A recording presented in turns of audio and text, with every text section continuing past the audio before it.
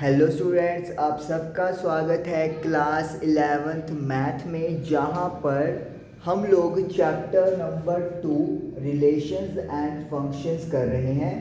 हमने previous session में miscellaneous exercise शुरू की थी और 6 क्वेश्चंस डन किए थे और टोटल 12 क्वेश्चंस हैं, तो यानी कि हमारे 6 क्वेश्चंस रहते हैं। तो आज हम लोग इस सेशन में वो 6 क्वेश्चन करने वाले हैं।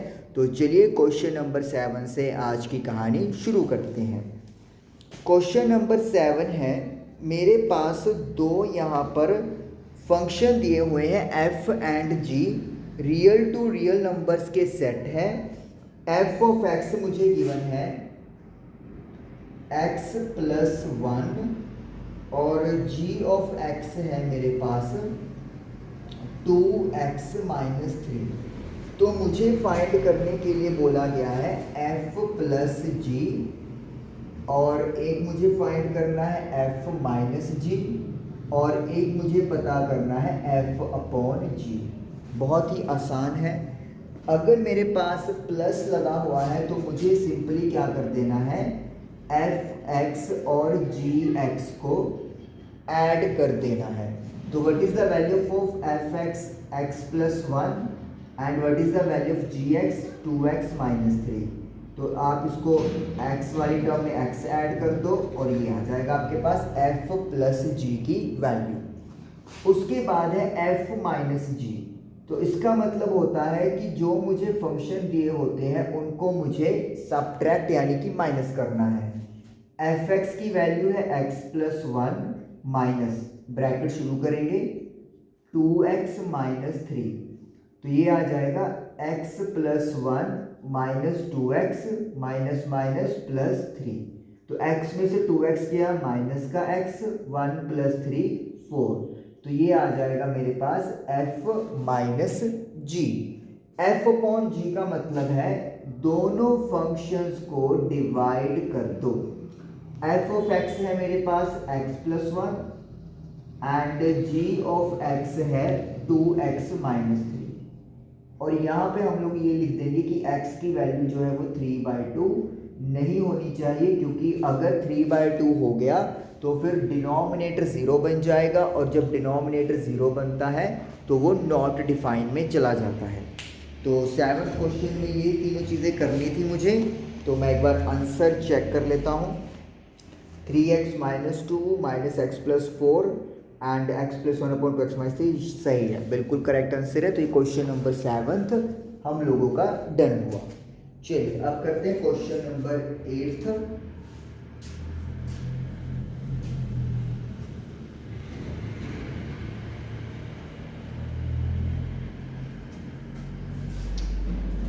क्वेश्चन नंबर 8 है मेरे पास, मुझे एक फंक्शन f दिया हुआ है,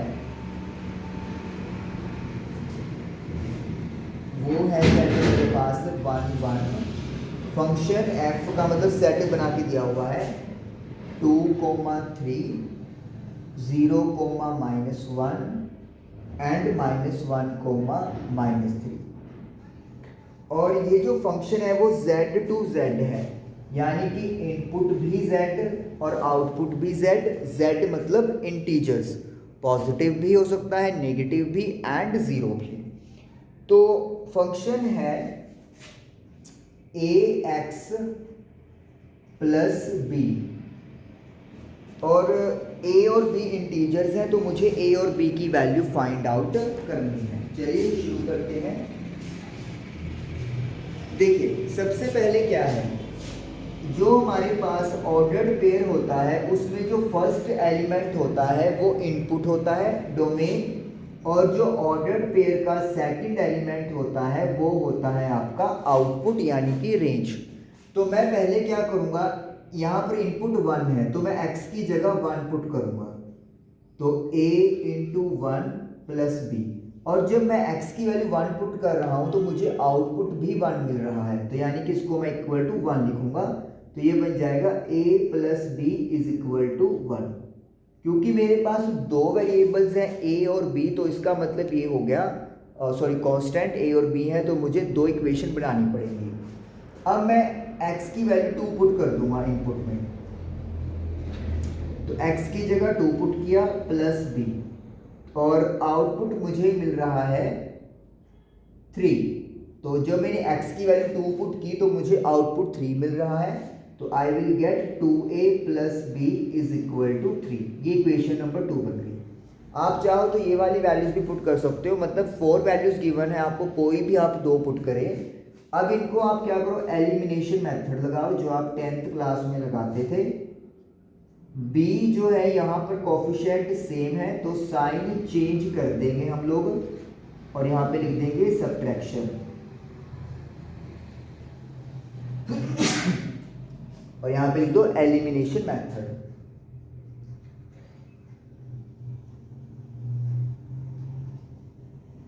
तो a में से 2a गया माइनस से, b से b कट गया, 3 माइनस का 1 प्लस का तो माइनस का 2, तो a की वैल्यू आ जाएगी 2। तो a मेरे पास कितना आ गया, 2 आ गया। अब a की वैल्यू पुट कर दो, सपोज करो मैं 1 में पुट कर देता हूँ, put a is equal to 2 इन 1, तो a की जगह 2 रख दो, plus b is equal to 1, तो b की वैल्यू आ गई 1 minus 2 is equal to minus 1। तो इस तरीके से a और b की वैल्यू हमारी फाइंड आउट हो गई, और यही हमने फाइंड करना था। एक बार हम लोग आंसर चेक कर लेते हैं। हमारा आंसर बिल्कुल सही है, a की वैल्यू 2 है और b की वैल्यू -1 है। तो ये क्वेश्चन नंबर 8 हमारा डन हो गया। अब चलिए क्वेश्चन नंबर 9 करेंगे।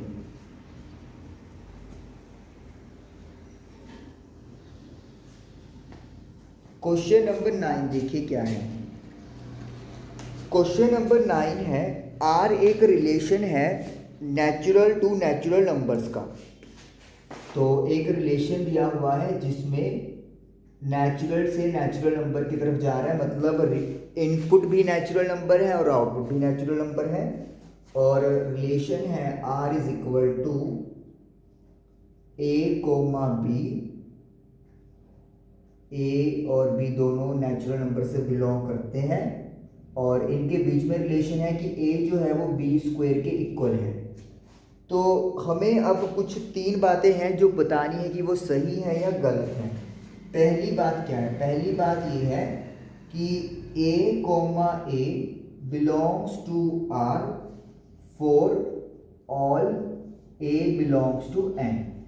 तो इन्होंने पहली बात आपसे क्या पूछी है कि अगर आप a और b दोनों सेम वैल्यूज ले लो, लेट मी से a ले लो, तो क्या ये रिलेशन सभी n यानी नेचुरल नंबर्स के लिए एप्लीकेबल है। तो आप देख सकते हो कि a और b में क्या रिलेशन है कि a जो है वो b स्क्वायर के इक्वल है। तो अगर मैं यहाँ पर a कोमा a कर दूँ तो इसका मतलब क्या हो जाएगा, a का तो यही रहेगा, इक्वल टू में क्या है, दूसरे एलिमेंट का स्क्वायर, तो यानी कि a जो है वो a स्क्वायर के इक्वल है। बट ये बात सिर्फ तभी एप्लीकेबल है अगर a की वैल्यू 1 हो, नेचुरल नंबर 1, क्योंकि 1 का स्क्वायर 1 होता है। लेकिन अगर मैं बात करूं, ये स्टेटमेंट बाकी किसी और एलिमेंट के लिए पॉसिबल ही नहीं है नेचुरल नंबर के लिए। अगर मैं सपोज करूं, अगर a की वैल्यू 2 ले लेता हूं तो a स्क्वायर की वैल्यू क्या हो जाएगी, 2 का square, which implies that a comma a does not satisfy a is equal to a square, so not true। तो ये जो आपको पहली स्टेटमेंट दी हुई है, ये स्टेटमेंट क्या हो गई, फॉल्स हो गई या नॉट ट्रू हो गई, कि कोई नंबर अपने स्क्वायर के इक्वल है। अगर वो सिर्फ 1 की बात करते फिर तो स्टेटमेंट ये सही होता, लेकिन उन्होंने क्या लिख दिया, for all A belongs to N. तो सारे नेचुरल नंबर में तो 2, 3, 4 भी आ गए, बट इनका कोई भी स्क्वायर इनके नंबर के इक्वल नहीं होगा। तो this is a false statement. Second पूछा है, a comma B belongs to R implies b comma A belongs to R. क्या मतलब है, मैं बताता हूँ आपको। कहते हैं कि आप कोई भी 2 नंबर चूज कर लो, a comma B belongs to R, जो इस रिलेशन को सेटिस्फाई करते हो। तो कहता है क्या b कोमा a भी इसको सेटिस्फाई करेंगे। मतलब अगर ये बात सही हो तो क्या ये बात भी सही होगी। अब बात यहाँ पर वही चीज़ आ जाती है कि अगर आपके पास सिर्फ वन एलिमेंट हो फिर तो ये बात सही साबित हो जाएगी, क्योंकि वन, अगर मैं ए कोमा बी की बात करूं, यहाँ पे मुझे लगता है फॉल्स लिखा होगा, एक मिनट में चेक करो, नो ही है, ठीक है। हम लोग नंबर सेम लेते ही नहीं, हम लोग सेम नंबर क्यों ले, बी और ए अलग अलग नंबर हैं। अब ये तो गलत ही स्टेटमेंट है, इसका तो लिखने का तरीका भी नहीं कोई बन सकता। बी कोमा ए, देखिए A comma B belongs to R का मतलब क्या हो गया कि ए जो है वो बी स्क्वायर के इक्वल हो गया। रिलेशन के accordingly A is equal to B square, तो A is equal to B square हो गया। चेक क्या करना है, to check if B comma A belongs to R, तो पहले बी लिखेंगे और इज इक्वल टू में ए का स्क्वायर लिखेंगे। रिलेशन यही कह रहा है ना आपको कि पहला element as it is equal to में दूसरे एलिमेंट का स्क्वायर। तो अगर मैं बी कोमा ए लिखता हूं तो इसका मतलब हो गया पहले पहला एलिमेंट लिखेंगे इज इक्वल टू में दूसरे एलिमेंट का स्क्वायर करेंगे। अब जरा ये चेक करना है कि क्या ये इसके इक्वल है या नहीं है। अब मैं तरीका बताता हूँ आपको जनरल में कैसे प्रूव करना है। आप क्या करो, लेफ्ट साइड उठा लो, लेट मी से मैंने बी उठा लिया, बी उठा लिया। जो बी है अगर हम लोग देखोगे तो ए की वैल्यू बी स्क्वायर की इक्वल है, A is equal to B square. तो मैं क्या कर सकता हूँ, बी स्क्वायर की बी की जगह पर रूट ए लिख सकता हूँ, लिख सकता हूँ ना। अगर मैं इसका रूट करूँगा तो b is equal to root A हो जाएगा। तो इसका मतलब है कि जो b आ गया वो रूट ए के इक्वल आ गया, बट वो आना किसके इक्वल चाहिए था, ए स्क्वायर के इक्वल आना चाहिए था, not equal to a square. So statement number 2 is not true. एक बार फिर से एक्सप्लेनेशन करता हूँ। अगर a कॉमा बी किसी भी नंबर्स के लिए सेटिस्फाई हो रहा है, मान लेते हैं ये सही बात, तो मतलब a कोमा b का मतलब क्या है, a जो है वो b स्क्वायर की इक्वल है। आप इसको ऐसे पढ़िए कि first element is equal to दूसरे एलिमेंट के स्क्वायर के इक्वल है। तो कहते हैं क्या अगर मैं इसको रिवर्स कर दूं, इंटरचेंज कर दूं, क्या तब भी ये रिलेशन सही रहेगा। अगर ये रिलेशन सच में सही है तो इसका मतलब है फर्स्ट एलिमेंट यानी कि जो b है वो सेकंड एलिमेंट के स्क्वायर के इक्वल आना चाहिए। तो मैंने क्या किया चेक करने के लिए, लेफ्ट साइड उठा लिया, दैट इज b। अब जो मेरे पास ये बात सही है कि a is equal to B square है, इसको मैंने लिखा और यहाँ से b की वैल्यू निकाल दी, और b की वैल्यू मेरे पास रूट a आ रही है। लेकिन b किसके इक्वल आना चाहिए था, b आना चाहिए था a स्क्वायर के इक्वल। अगर ये बात सही साबित होती तो इट मीन्स ये a स्क्वायर के इक्वल नहीं आया, तो स्टेटमेंट 2 यहाँ पर गलत है, ये सही नहीं है। तो बस रिलेशन याद रखिए कि पहला एलिमेंट और दूसरे एलिमेंट को किस तरीके से जोड़ा गया है। अगर सपोज कर लो, मैं आपको समझाने के लिए बात कर देता हूँ, मान लो मेरे पास होता वाई जेड, तो इसका मतलब ये होता कि पहला एलिमेंट यानी कि y इज इक्वल टू दूसरे एलिमेंट का स्क्वायर यानी कि z स्क्वायर के इक्वल हो गया, ये चीज़ होती है। आगे है a कोमा b सही है, b कोमा c भी सही है, तो a कोमा c चेक करना है।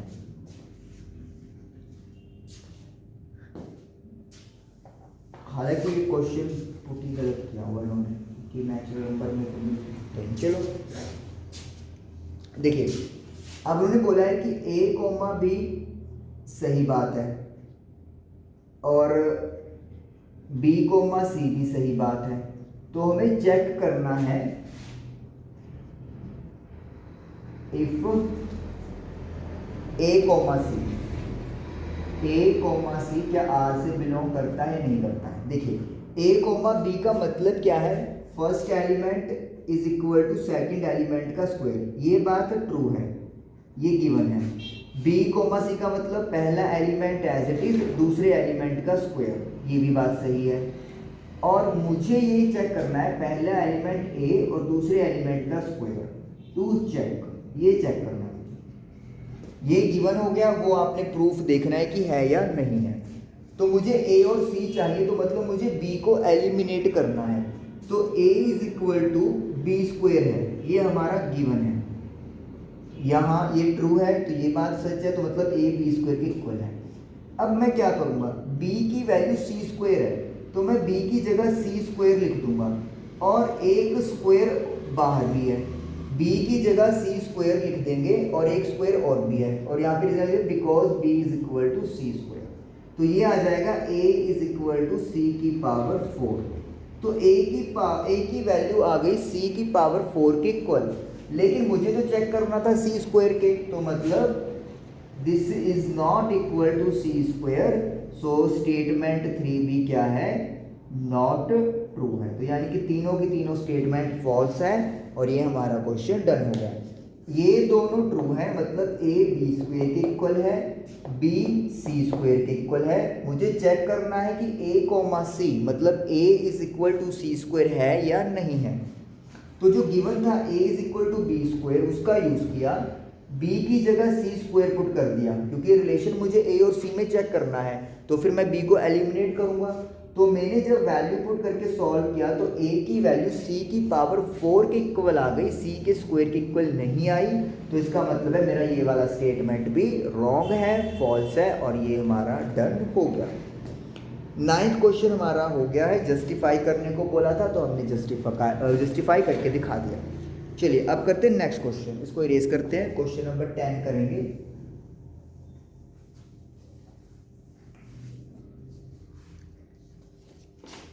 क्वेश्चन नंबर 10 है, ए बी और एफ हमें 3 सेट दिए हुए हैं। मैं यहां पे लिखता हूं,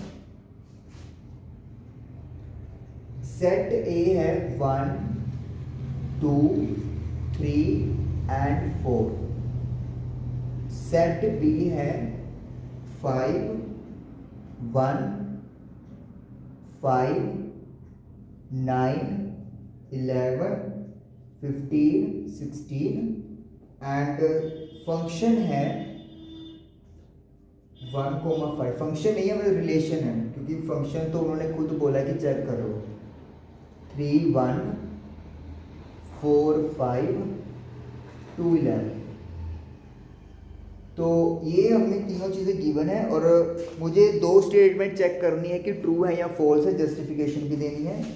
तो पहली स्टेटमेंट चेक करनी है, f is a relation from a to b। तो f कहता है एक रिलेशन है a टू b, ये मुझे चेक करना है। तो a टू b चेक करने का पर्पस क्या है कि आपको ये देखना है कि जो फंक्शन का इनपुट है क्या वो a में है और जो आउटपुट है क्या वो b में है। लेट अस सी। तो फंक्शन बनाते हैं, फंक्शन का इनपुट क्या कुछ है, 1 2 3 4 एंड 2, वो ऑलरेडी आ चुका है। तो 1 2 3 4 यू कैन से कि ये सेट ए को रिप्रेजेंट कर रहा है। तो यानी कि इनपुट वाइज तो कहानी ओके है। अब आउटपुट पे चलते हैं, 5 9 1 5 ऑलरेडी डन है, 11। लो अब देखो ये है अपने पास b, ठीक है। तो क्या 1 5 9 एंड 11 4 एलिमेंट आ गए हैं, तो इसका मतलब है ये b सेट का एक मतलब b सेट का सबसेट है। तो रिलेशन यही होता है कि जितना a क्रॉस b यानी कार्टेशियन प्रोडक्ट बन सकता है उसके कुछ एलिमेंट रिलेशन में आ सकते हैं। तो इसका मतलब है यहाँ पे कोई भी ऐसी वैल्यू नहीं है जो इस सेट से बाहर हो, तो इट मीन्स ये इसका एक सबसेट है। तो अपन लिख सकते हैं, इसको b नहीं लिखेंगे, इसको लिख सकते हैं हम लोग सबसेट ऑफ b। तो जब मेरे पास इनपुट भी प्रॉपर है आउटपुट भी प्रॉपर है तो दिस इज अ रिलेशन। तो फंक्शन एक फंक्शन नहीं कहूँगा, f जो गिवन है वो एक रिलेशन है। यस, तो इनका भी आंसर यस है, तो यस आएगा। आगे पूछा है क्या ये फंक्शन भी है, रिलेशन तो है, क्या फंक्शन है। अब देखिए अगर यहाँ पर मैं मैपिंग करूँ, 1 की 5 इमेज बन रही है, 2 की 9 बन रही है, 3 की 1 बन रही है, 4 की 5 बन रही है और 2 की 11 बन गई। आहा, क्या हो गया यहाँ पे, यहाँ पे हो गया element 2 has multiple images in codomain, so it is not a function. Function की डेफिनेशन क्या होती है कि जितना भी एलिमेंट है सबकी एक ही इमेज होनी चाहिए, लेकिन हम लोग क्या देख रहे हैं, जो 2 है उसकी 2 इमेजेस आ रही हैं, एक हो रही है 9 और एक हो रही है 11। तो कभी भी किसी भी एक सिंगल एलिमेंट की भी एक से ज़्यादा इमेज नहीं हो सकती। तो यहाँ पर तो एलिमेंट 2 की 2 इमेजेस हो गई, तो इसीलिए ये एक फंक्शन नहीं है। 1, 3 और 4 की बेशक एक एक इमेज है, लेकिन 2 एक ऐसा एलिमेंट चला गया जिसकी 2 इमेजेस हो गई, तो इस वजह से ये रिलेशन फंक्शन की कंडीशन को सेटिस्फाई नहीं कर रहा। तो इसका आंसर आ जाएगा no, this is not a function. Okay, चलते हैं अब क्वेश्चन नंबर 11 की तरफ।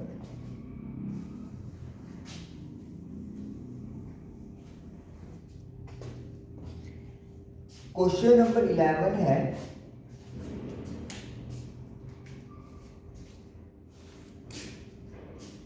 क्वेश्चन नंबर 11 है, f जो है वो सबसेट है z बाय z का। z बाय z मतलब जितने भी इंटीजर्स हैं उनका फंक्शन है।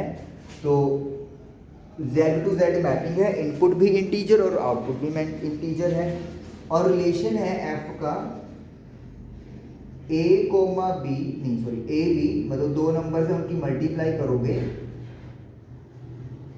तो वो a प्लस b आपके पास है। a और b दोनों z हैं। तो क्या f एक फंक्शन है, ये आपसे पूछा जा रहा है। देखिए, फंक्शन का मतलब क्या होता है कि जितने भी आपके इनपुट हैं उनकी सिर्फ एक ही एक इमेज होनी चाहिए, और प्लस हर एलिमेंट इनपुट का किसी ना किसी आउटपुट से जुड़ना चाहिए, लेकिन जुड़ने का सिर्फ एक ही इमेज बननी चाहिए।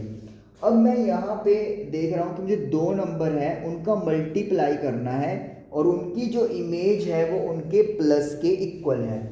ज़रा एक बार हम लोग यहाँ पर थोड़ा सा दिमाग लगाएं, तो अगर मैं a की वैल्यू 1 ले लूँ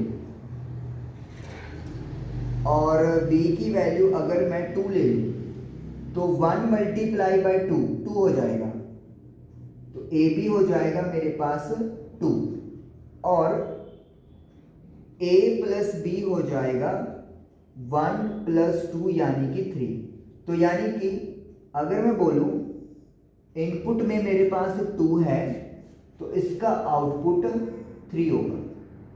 ये मैं आपको समझा रहा हूँ कि कैसे मैं पहुँच रहा हूँ कि ये एक फंक्शन है या नहीं है। एग्जाम्पल लेते, अब ज़रा a की वैल्यू 2 पुट कर देते हैं और b की वैल्यू 1 पुट कर देते हैं, तो a multiply by b 2 multiply by 1 2 ही होगा, a मल्टीप्लाई बाई b 2 ही होगा, और a प्लस b 2 प्लस 1 यानी कि 3 होगा। कोई प्रॉब्लम नहीं है, सही है, ठीक है, 2 3 है। अब एक बार और सेलेक्ट करते हैं।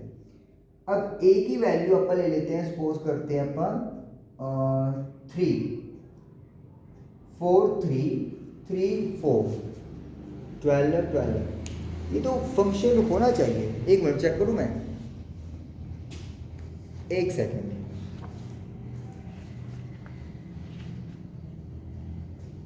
माइनस में चक्कर आ सकता है, लेट मी चेक। ये दिमाग से स्किप है मेरे भी। इन्होंने बोला नो नहीं है, तो यानी कि इसका मतलब है कोई ना कोई मेरे पास ऐसे एलिमेंट हैं जो यहाँ पर मल्टीपल इमेजेस बनाएंगे। ओके, तो मुझे अब इसका चलना पड़ेगा, कहानी में देखना पड़ेगा कि कैसे आएगा। अगर मैं a की वैल्यू 2 ले लूँ और ओ हाँ, ओए होए होए, वेरी बहुत ईजी था। 2 मिनट मैं चेक करूँ। अगर मैं a की वैल्यू 2 ले लूँ और b की वैल्यू 5 ले लूँ, तो a b तो हो जाएगा मेरे पास 10, और a प्लस b हो जाएगा 2 प्लस 5 7। अब जरा 10 जो है वो एक तरीके से और बन सकता है। अगर मैं a की वैल्यू 10 ले लूँ, b की वैल्यू 1 ले लूँ, बड़ा ईजी था, ऐसे दिमाग खराब कर लिया। तो a इंटू बी करो 10 आएगा, और इधर a प्लस बी कर दो, 10 प्लस 1 11, क्योंकि इंटीजर्स ही लेने अपन ने। तो अब आप देखो जब मैं 10 लिख रहा हूँ तो 10 की एक आउटपुट 7 आ गई और एक और आउटपुट आ गई 11, और 10 तो और भी तरीकों से बन सकता है लेकिन आउटपुट हमेशा अलग अलग होगी। तो इट मीन्स यहाँ पर एक ही एलिमेंट के लिए मल्टीपल इमेजेस बन रही हैं, तो इसीलिए ये एक फंक्शन नहीं है। बहुत ईजी है। आप देखो जैसे मैंने वैल्यूज ली, मैं आपको बताता हूँ कि और भी कुछ आप वैल्यूज ले सकते हो। जैसे सपोज कर लो मैंने ले लिया वैल्यू 8 लेंगे, ऐसा कर लो ए ले लिया मैंने 5, बी ले लिया मैंने 3, तो ए बी क्या हो जाएगा मेरा 15 और a प्लस बी हो जाएगा 5 प्लस 3 8। तो आप 15 देख लो कि और कैसे हम लोग बना सकते हैं। कैसे बना सकते हैं, a की वैल्यू 15 ले लो, b की वैल्यू 1 ले लो, क्योंकि उठाना तो मुझे इंटीजर है, a और b दोनों इंटीजर है, कुछ मर्जी लेते रहो। तो देखो प्रोडक्ट सेम रख लो, ठीक है, लेकिन आउटपुट आपको डिफरेंट मिलेगी। लो देखो सिंगल इनपुट है, मल्टीपल आउटपुट है, ठीक है। और भी बना सकते हैं 15 के लिए, तो a की वैल्यू 1 ले लो, b की वैल्यू 15 ले लो, तो मल्टीप्लाई तो सेम ही आएगा 15, और प्लस करके यहाँ पे 16 ही आ रहा है, अलग बात है, यहाँ पे तो प्लस अगर सेम ही आएगी तो इंटरचेंज करके तो फर्क पड़ेगा नहीं, लेकिन आप अलग अलग वैल्यू ले सकते हो। 16 कर लो, 16 कर लो, जब भी सही रहोगे। a की वैल्यू 2 ले लो, b की वैल्यू 8 ले लो, तो ये हो जाएगा आपका इधर 4 ले लो। लो देखो 4 इंटू 4 16, 4 प्लस 4 8, 2 इंटू 8 16, ऐड कर दो 10, ठीक है। 16 और 1 ले लो, a 16 ले लो, ये 1 ले लो, 16 हो गया, प्लस करोगे 17, देखा आपने। तो इनपुट 16 16 16, आउटपुट आपको 8 एंड 17।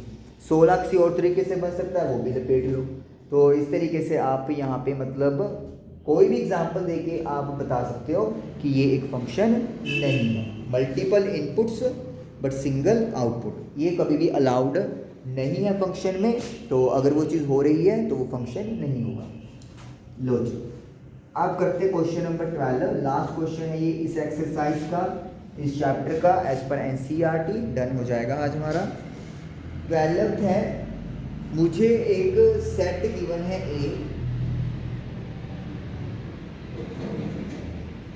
9 10 11 12 एंड 13, और मुझे फंक्शन दिया हुआ है a to n। रिलेशन कह लो कि इनपुट उठानी है a से और आउटपुट देखनी है n। n क्या है, नेचुरल नंबर है, कैपिटल N है। और डेफिनेशन क्या है f फंक्शन की, highest prime factor of n। हमें बताना क्या है कि हाईएस्ट फैक्टर ऑफ n का f फंक्शन बन रहा है, और मुझे रेंज पता करनी है। देखिए सबसे पहले तो आप इनपुट 9 देखो, 9, तो मुझे क्या बताना है, highest prime factor of n। तो 9 का हाईएस्ट प्राइम फैक्टर क्या होगा, 3 होगा। प्राइम फैक्टर जिसके दो मल्टीपल्स होते हैं, खुद का टेबल और एक 1 का टेबल। तो 9 के फैक्टर अगर आप बनाते हो तो यू विल गेट 3, या 3 इंटू 1 लगा लो, तो 1 इज नॉट अ प्राइम, छोड़ दो तो 3 आ गया। अब 10 की बात करो, 10 के प्राइम नंबर फैक्टर बनते हैं 2 एंड 5, लेकिन हमें चुनना है हाईएस्ट, तो 2 खत्म कर दो, अकेला क्या आ जाएगा, 5 आ जाएगा। फिर 11 का प्राइम फैक्टर हाईएस्ट 11 खुद ही है, प्राइम नंबर है। 12 की बात करोगे तो इसके प्राइम फैक्टर्स में 2 और 3 बनेगा, लेकिन we have to choose highest one, तो 2 को यहीं पे भी खत्म कर देंगे। और 13 एक प्राइम नंबर है खुद ही, तो 13 ही आ जाएगा। तो उन्होंने पूछी है रेंज। रेंज का मतलब होता है एक्चुअल आउटपुट। तो एक्चुअल आउटपुट कौन कौन है, 3 5 11, 3 ऑलरेडी लिख चुके हैं, दोबारा नहीं लिखना, और 13। तो दिस इज द रेंज। तो ये रेंज है इस फंक्शन की, 3 5 11 13, और यही हमारा आंसर भी आएगा। एक बार अपन चेक कर लेते हैं,